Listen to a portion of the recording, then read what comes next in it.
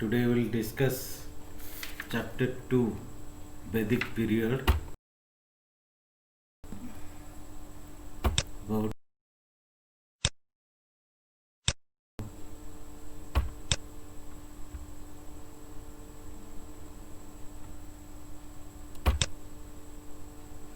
the epics. Uh, Ramayana and the Mahabharata are important epics in this period. The Ramayana was originally composed in Sanskrit. The Valmiki. The story of Ramayana revolves around Rama and the abduction of his wife Sita by a demon king Ravana. The battle between Rama and Ravana, duty, devotion, and love shown by the brothers is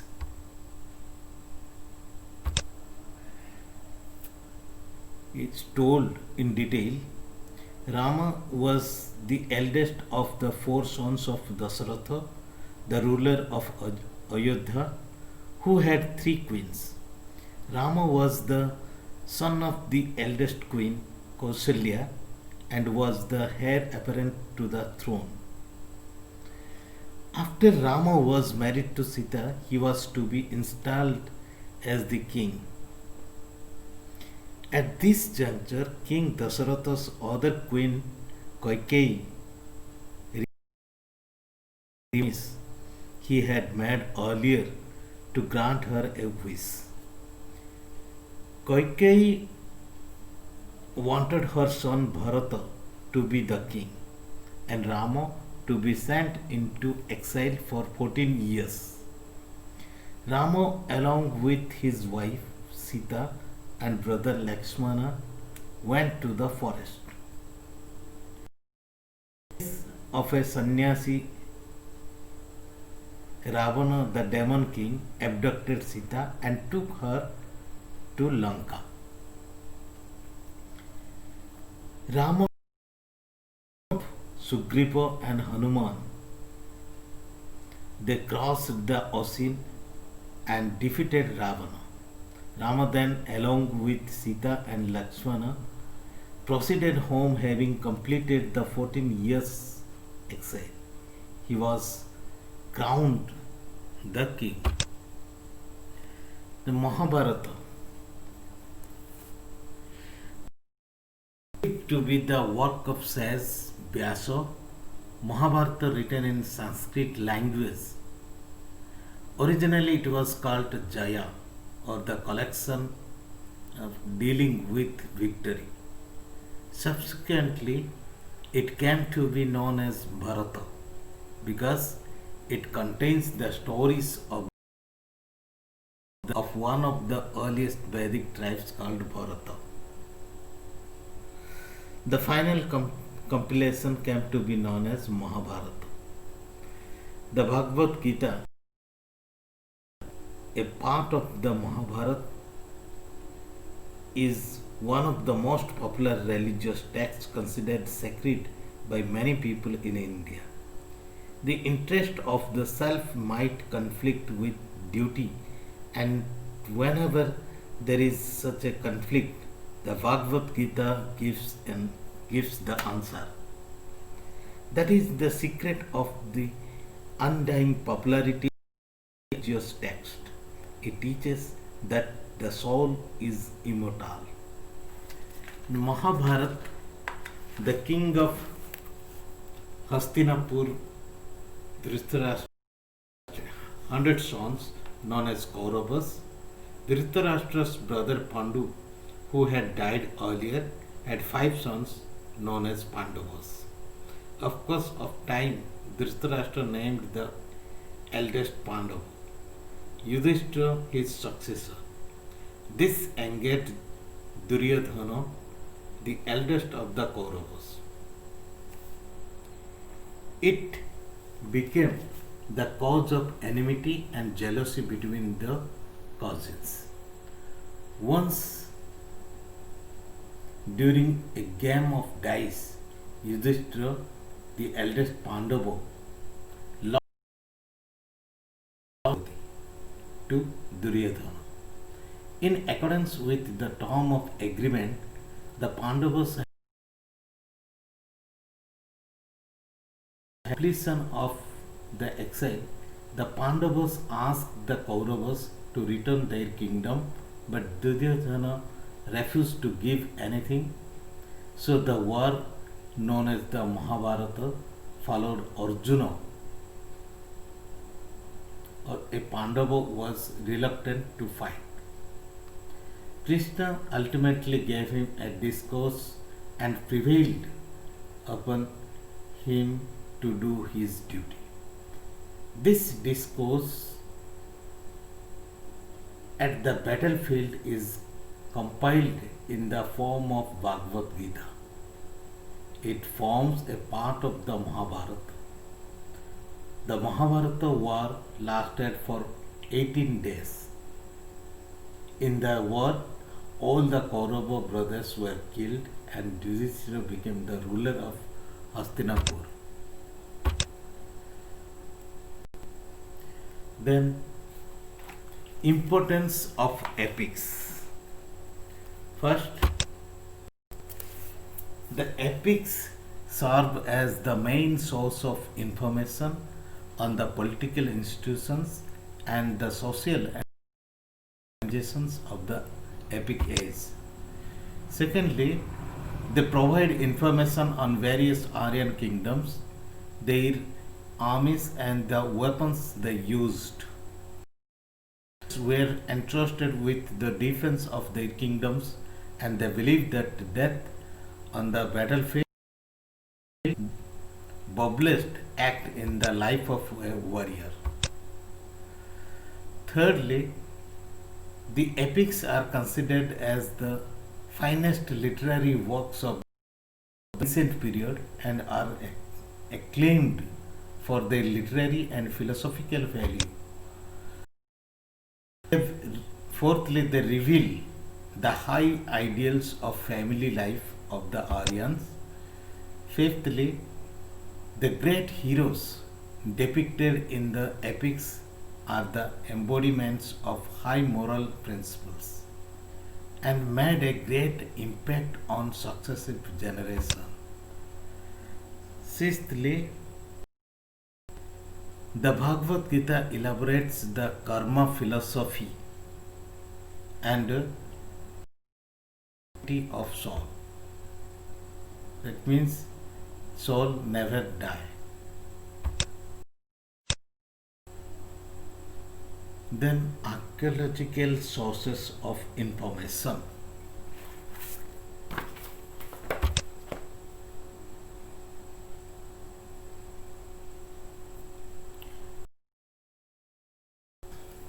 Remains and monuments recovered as a result of excavation. Archaeological sources of history. The archaeological remains are subjected to scientific examination of radiocarbon method for its dates. Archaeological sources give us some knowledge of the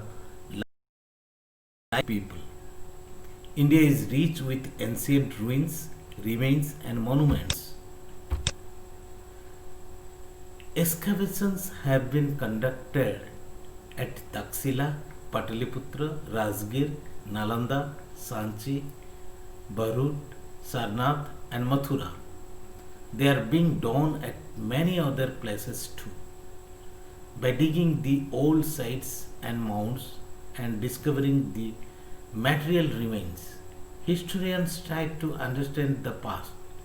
Archaeology is the science and method to explore and understand the ancient ruins and remains. These are the iron implements of when archaeologists found, and the source of ancient Indian history is in Nalanda, and the pots.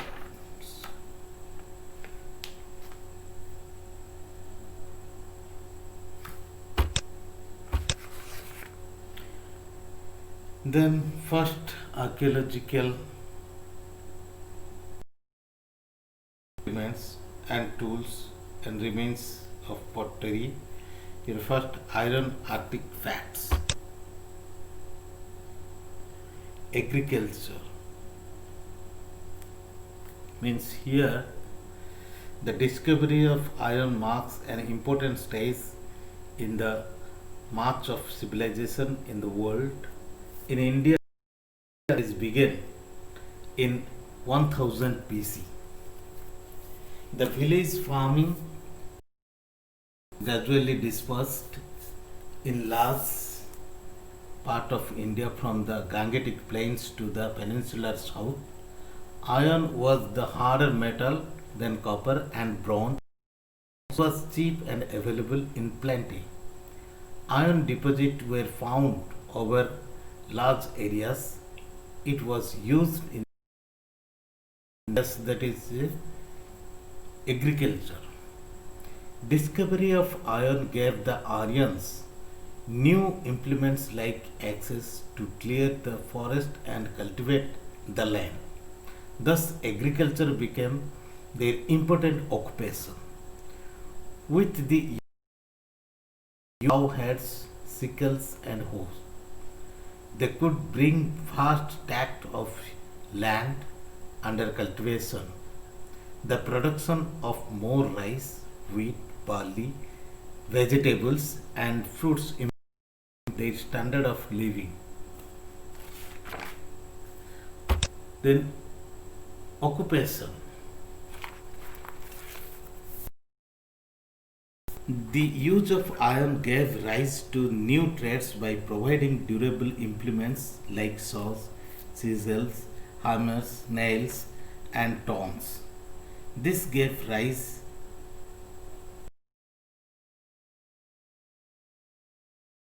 to carpentry, tanning, and tool making. Thirdly, defense. Because of its durability, iron was extensively used in making weapons like swords, armors, and shield. Then pottery. This picture shows us the pottery. Pottery is an important source of information. The grey ware and the painted grey ware pottery discovered at different sites in Punjab and Haryana is believed to belong to the Rig Vedic Aryans. The important sites include Bhagwanpura, that is Kurukshetra, Dadheri, it is and Nagar, that is Jalandhar, modern Jalandhar. These cultures are regarded as Rig Vedic because they belong to the same period and region as mentioned in the Rig Veda. However, in the Ganga Yamuna Doab, the earliest iron objects are generally associated with grey ware. Here, a number of sites associated with the prolific use of iron have been discovered. The printed grey ware, that is PGW, culture corresponds to the later Vedic period. The PGW is a very fine, smooth, colored pottery. It was made out of well worked, high quality clay with geometric patterns painted on it in black. Floral patterns and sun symbols are seen in some cases. The pottery includes open mouthed bowls and dishes. Then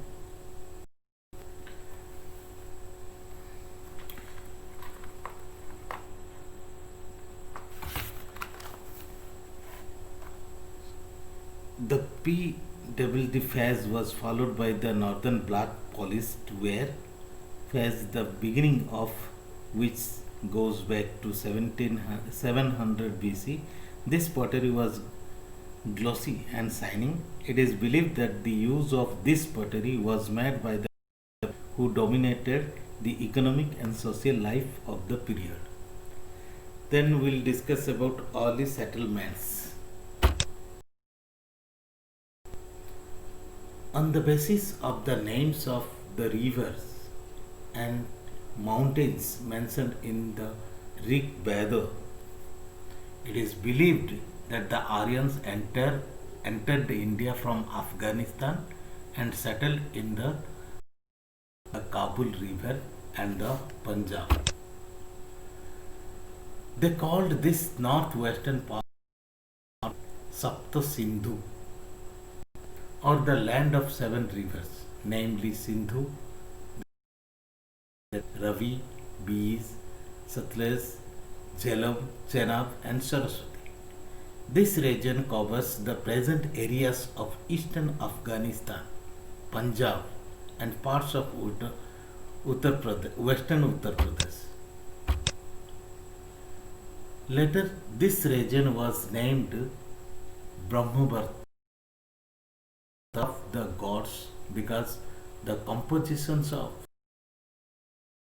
place here in the banks of river Saraswati, which they considered most sacred. The region provided conditions of agriculture.